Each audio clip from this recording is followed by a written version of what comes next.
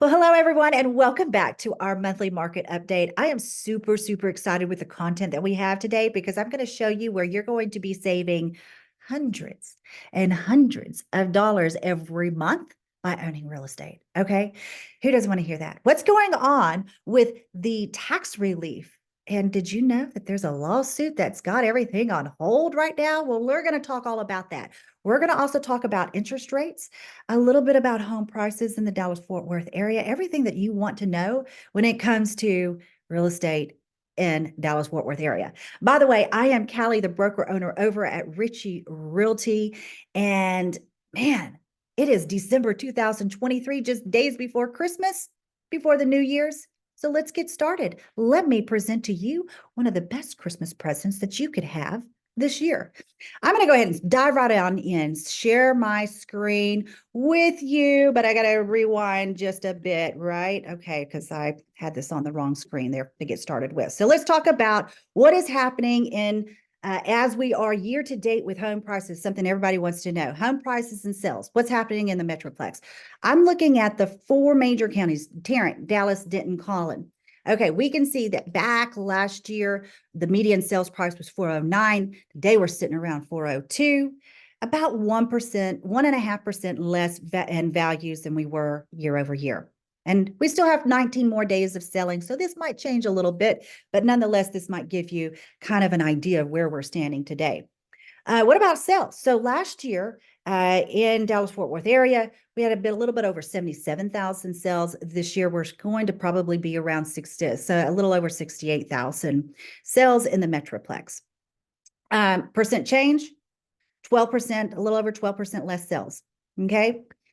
Now, for those of you that are in more of our market area, if you know where that is, we call it the Alliance Corridor. I want to kind of really zone in on for a lot of my clients in this area. Let's take a look at the North Fort Worth Alliance area on the Keller side, aka the east side of 35. Your median sales price last year was 415. Today, you're sitting around 406 and a half, about 2% less value year over year as we stand today. Sales a little over 1,000 last year. We're at 718 right now. Going to be a little bit more, obviously, but if we are year to date, we're at almost 30% less sales. That's significant. We're going to talk about that here in a bit more. For those of you in the Alliance area on the Hazlitt side, the west side of 34, your median sales price last year, 412 and a half. This year, you're at 406 and a half, about 1.45% less in value year to date or year over year. And the sales, a little over 1,000 sales last year, this year at about 981. Not as significant as the east side of 35. We're going to talk about that. You're at about 12% less sales. Nonetheless, we knew that sales were going to come down, the number of sales, because interest rates have been where they are. We expected that. We expected some slight fluctuation in our home prices, okay? The difference in the sales between these two areas, and let me explain this to you, is this side in the Keller area, guys, those of you over here, you're landlocked pretty much. There's not a whole lot of new construction that's happening, right? Whereas over here on the Hazlitt side, there's a ton of new construction that's happening. And believe it or not, let me tell you this, 33% of our home sales in this year have been new construction. That's significant for the Dallas-Fort Worth area, 33%. That's why Hazlitt side has a little bit more, because that's where they're able to build. They have more sales there. They're not as impacted on their sales. Now, let's talk a little bit about that home value. You saw it come down. Does that concern you? Put your comments below. Shoot me an email back. Send me a text. I don't know. I'd like to hear what you think. Does it concern you? Does it concern me? For the most of you that know me, know that I went out and just bought a house last week. It doesn't concern me if that gives you any indication on the long run. Because if we look at the long run of owning real estate, values will appreciate.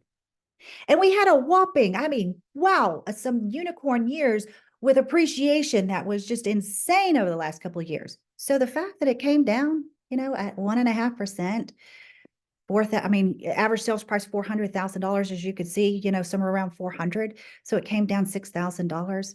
when we appreciated $100,000, $200,000 on an average home.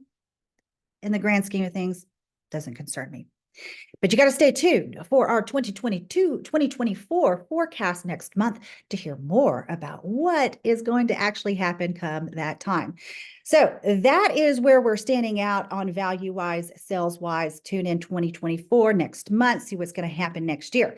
Let's get to what is the big talk of the town, and that is how we are going to show you where you're going to start saving some money. Those of you that own a home right now, you're going to start seeing some relief come 2024.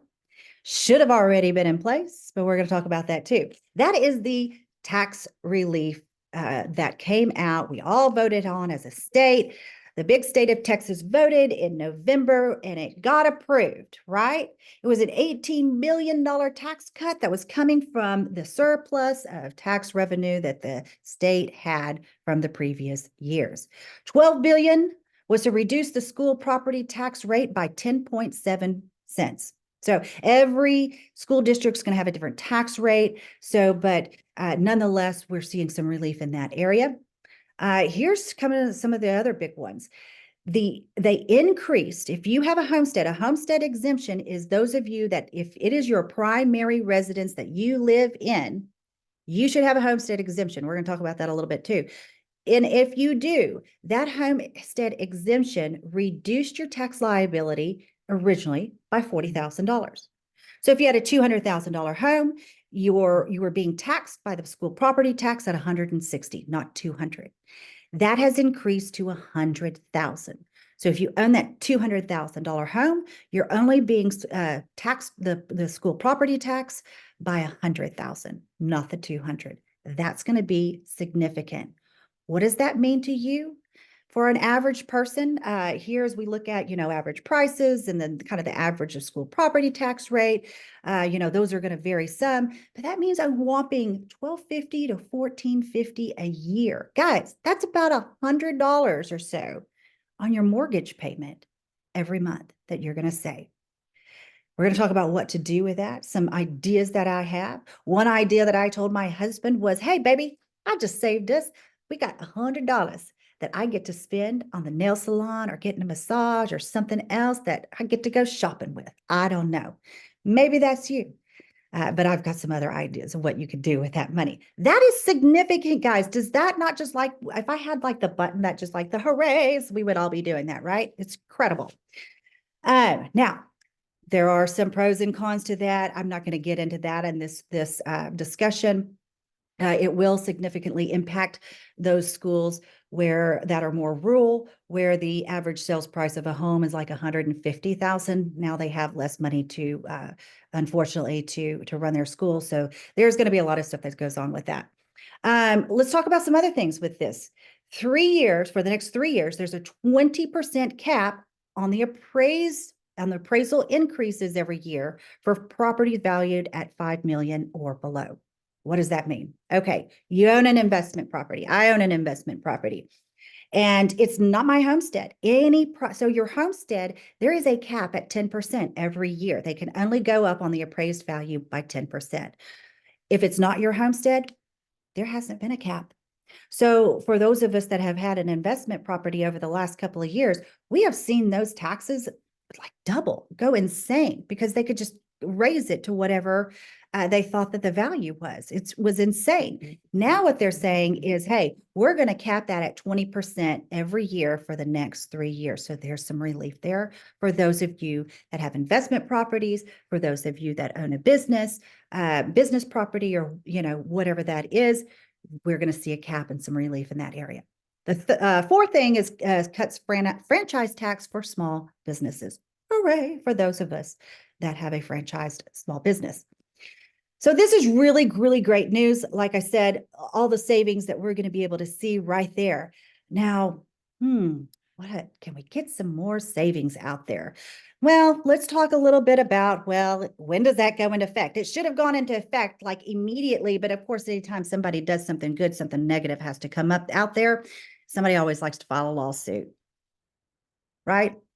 And because we're this great state of Texas, we want to give everybody an equal opportunity to show their case. So, of course, we're going to have this lawsuit happen. And nonetheless, everything's on hold until we resolve the lawsuit.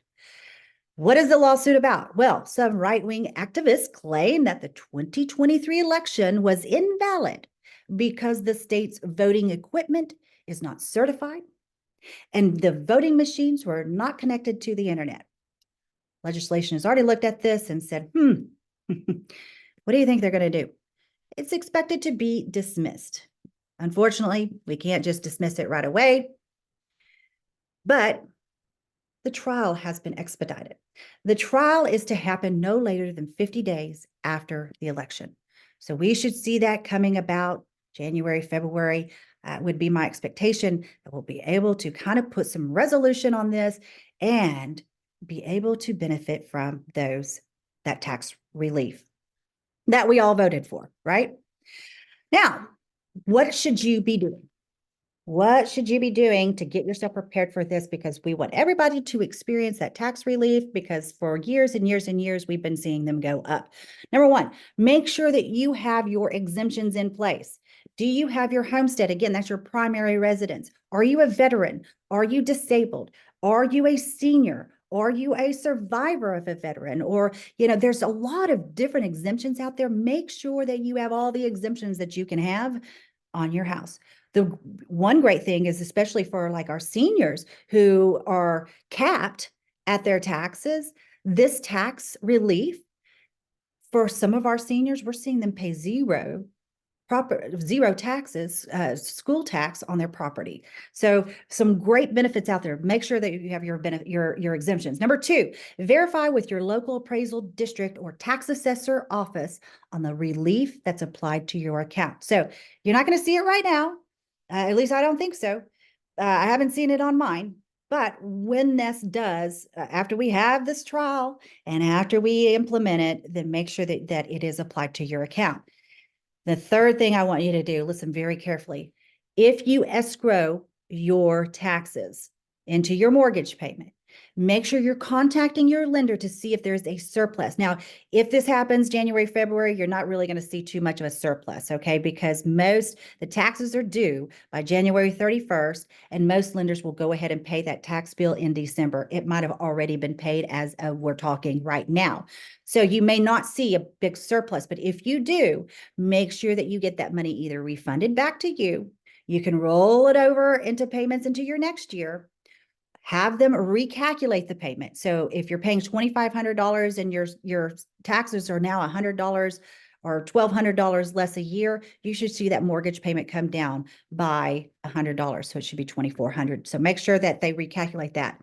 Here's my biggest piece of advice, thing I think we all should be doing, because we've all been kind of used to paying that payment. And if you're not being impacted by it and you're still able to make that payment, keep making that payment and take that extra money and apply it to the principal. Whew. Talk about some savings, right?